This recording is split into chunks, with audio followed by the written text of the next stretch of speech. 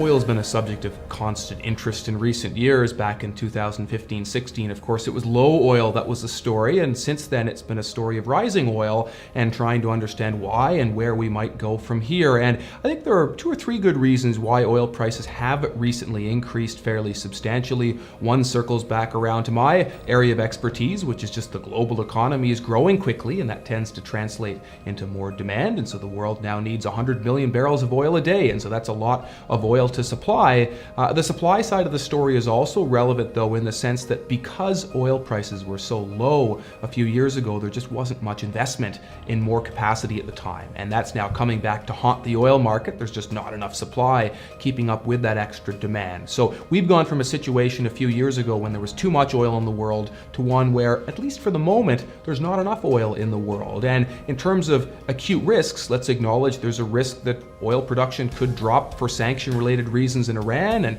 could drop for economic-related reasons in Venezuela. So all of this has conspired to result in a pretty high oil price in the roughly $70 range, which is high by recent standards. The question is where we go from here, and you could mount an argument of oil going up a little further, but it sounds like OPEC may have plans to start increasing its own production. So I would stop short of that and simply say high oil makes sense right now given the supply-demand dynamic.